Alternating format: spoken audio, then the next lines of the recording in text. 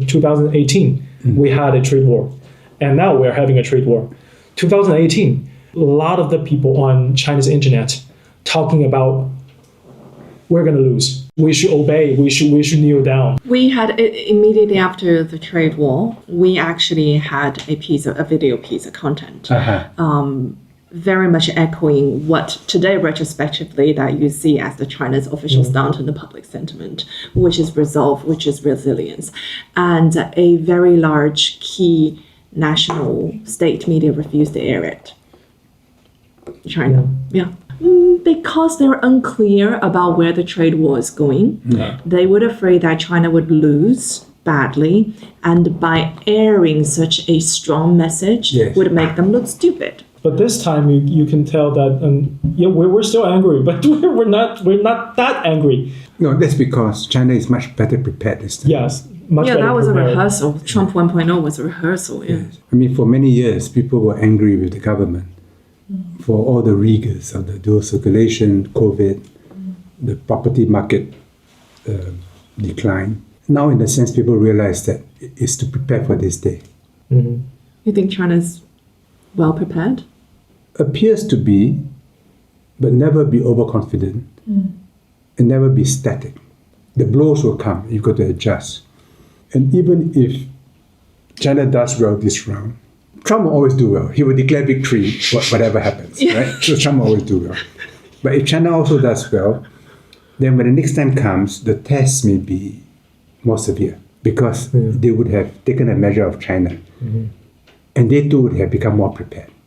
In what way, though? As in which specific industries or targets that they would target? If it's just technology or economics, I don't worry too much. Right. But it could be a military contest, not a direct contest because that is Armageddon for everybody, but it could be through proxies. History is always full of surprises. Yeah. And we can never be sure. I worry now about India, Pakistan. When India said we'll cut off water supply, Singapore is very sensitive because we get our water from Malaysia. And we've long said that if you cut off water, it's casus belli, it's the reason for war. So when India did it, I said, why are you escalating so rapidly? And if you can do it, China can do it to India one day. Are you saying it's acceptable? So I thought, why is India doing this? Why? The easy explanation is that to win votes, you show aggression. So even Rahul Gandhi had to say he supports the government because at a time like this, everybody has to support the government. But there could be a deeper consideration. And it's not clear that it would be so easy for India either. Because even though Pakistan is much smaller, Pakistan has capabilities. And to some extent, it's become a proxy contest between Chinese weapons and Western and Russian weapons. It is happening already. Yeah, so... But it's not good for China either. No. Yeah. I mean, we don't need another conflict. Yeah. And these are China's neighbors. Ukraine is far away. Middle East is far away. But these are your neighbors. You get dragged in. Yeah. One way or the other. Totally, yes. Will it trigger a more concern for the ASEANs because the water supply mostly comes from China, the Mekong? It's the origin is. You're talking about the Meijiang? When India talks about cutting the water supply, you mentioned that Singapore will think of because the water comes from Malaysia. Yes. But for most of the ASEAN countries, water comes from China. But in actual fact, the water of the Mekong, which goes into the South China Sea, 2/3 come from Laos.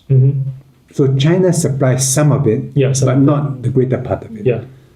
And China is building dams, and so China needs to talk to people who live further down because they are affected. China cannot store and release water without worrying about the people downstream who needs that water to live. So if China refuses to talk to people downstream, then China is being very unfriendly, and people will draw certain lessons about China.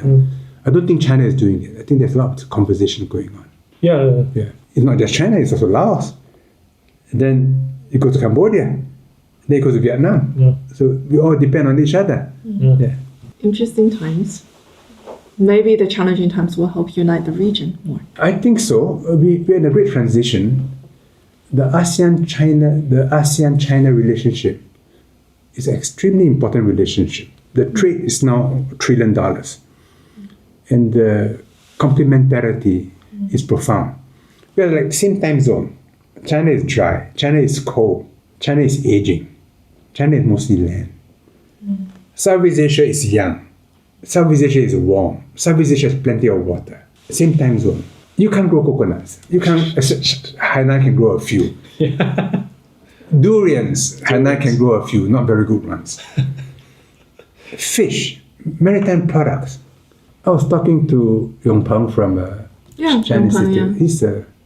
We're discussing jiaguwen. Where did the turtle shells come from? A lot of the turtle shells came from Southeast Asia. And till today, the turtles are from Southeast Asia. So there was a trade. A Japanese diplomat once wrote a very interesting essay through the eyes of the bêche de mer. The bêche de mer is the sea cucumber. Haishen, bird's nest, shark's fin came from Southeast Asia. And there's an ancient trade going back many centuries from Southeast Asia to China. And we have a climate which is so nice, beautiful beaches. Chinese people are getting older. They want to go to warm climate. They go to Sichuan Panna. They go to Hainan. They will want to go to Indonesia, Thailand, and the Philippines. I tell my Indonesian friends, why don't we start a company to buy small islands? Because one day, the demand from China will be enormous. I mean, imagine you have a timeshare on some small island, and you share with your relatives and so on. And every winter you go down there. How nice it must be, right? Yeah, especially when you're older. So between China and Southeast Asia, there's very deep complementarity. Southeast Asia doesn't want to be part of China. Certainly not Vietnam, certainly not Myanmar, certainly not Indonesia, or Philippines, or Singapore, or Malaysia. So we'll be independent. We don't threaten China. And China, there's no reason for China to threaten us. And relationship between the Vietnamese Communist Party and the Chinese Communist Party has opened a new chapter, which is very good for the entire region. There's some small problems, South China Sea, I think they can be resolved or managed. But otherwise, we should work on cooperation, including cooperation in the South China Sea. You come from Hainan. Hainan is now a free trade port. And you need travel documents to travel from Hainan Island to the mainland, and vice versa. And Hainan can negotiate separate trade agreements with Singapore, with Southeast Asia. We should think of making Hainan a partner of ASEAN. Interesting. I would support that. And then the South China Sea into a Hai, into a Mediterranean Sea. In other words, instead of saying, this is yours, this is mine, they say, no, this is a sea which connects us, which has always connected us, and from which we derive common benefits. In other words, develop a positive agenda for the South China Sea, with Hainan as a key element on China's side. I think it can be done. But it requires creativity, it requires political will. Yeah. Wow, interesting. Wow. Very good idea. Let's propose it. I'm all for Hainan being a very new diplomatic zone for a new area of development, of co-development.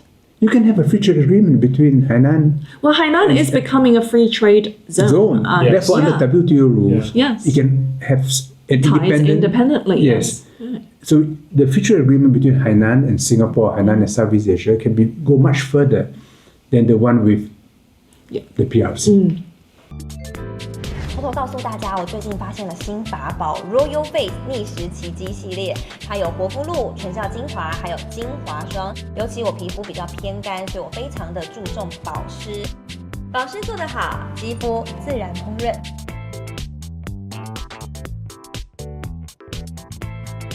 提亮肤色更年轻，抚平皱纹超有感，而且气色变好。用心保养，每天都更美一点。